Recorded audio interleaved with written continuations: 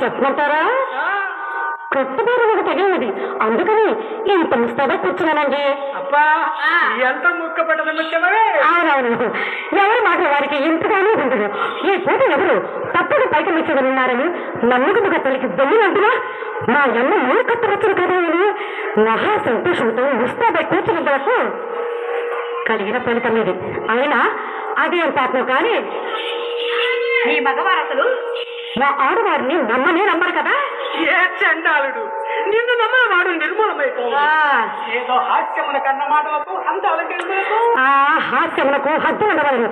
పడవమంట హాస్యమా పోనిమ్ము కానీ ఆ సుబ్బిశెట్టి ఆ విషయం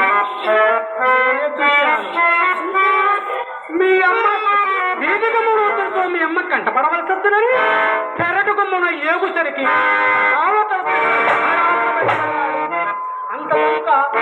చూసి నేను చూసి అతను ఒక్కసారి తెల్లబడ్డాను.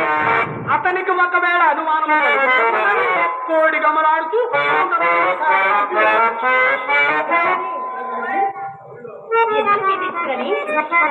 అతన్ని అడగకపోతారా? అడుగుదామనుకున్నాను. అంతలో ఒక బాల్య కుశల ప్రశ్నలు వేయచ్చు, అంతరం పోయచ్చు.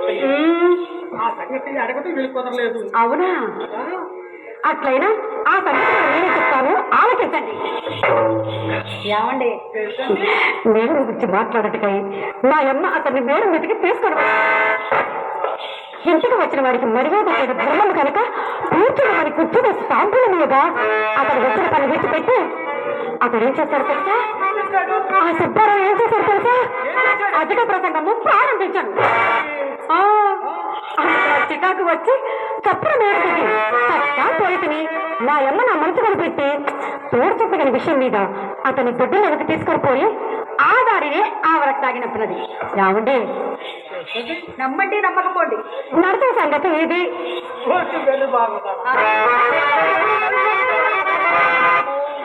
ఏమంటా నీ తోడనే కాదండి, నేనెవ్వరు తోడను అబద్ధమాడను.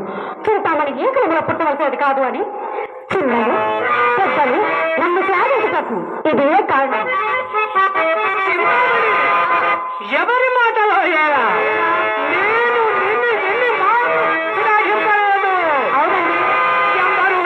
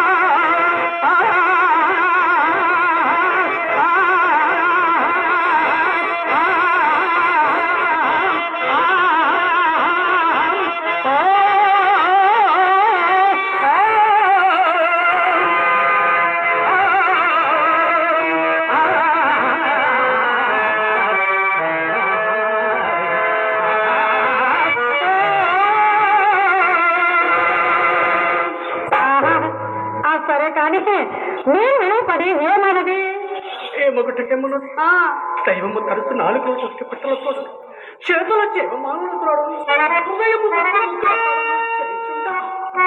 ఇదంతా చాలు కబురు చల్లగా చెప్పు కబులు 3 దినములలో తప్పక సానుకూల ఇక నేను ఎప్పుడు పాట ముదిగినది ఇదివరకు రేపు ఇప్పుడు ఆ రేపు రోజు మరి తోపులు కూడా తగిలినది ఇదిగో అడుగరుస్తుంటే ఎప్పుడు తొంట చేసి చెప్పినాడు అసలు మీరు తుంటుంది ఆశ్రయించినారు ఆ తొంటరి కొన్ని రోజులు కలిపి ఆవిడ తనకు తొట్ట చేసేసింది మీరు ఆ తొట్ట చేతులను తెచ్చి నా ఇంటికి తోలు కొడుతుంది అంతే ఎలా మీరు అనేది చిరాకు మానే కడవంటే వరకు వినుము ఇక నేను వినక్కర్లేదు నచ్చన్న మీరు వినలేదు మొదలు మా అమ్మ నన్ను కోసిన కోటకు నేను కనుక భరించుతుంది కానీ మరొక రైతు ఏ మంట నాకు అమ్మింది చాలు ఇంకా పడలేను బాబు ఇంకా పడలేను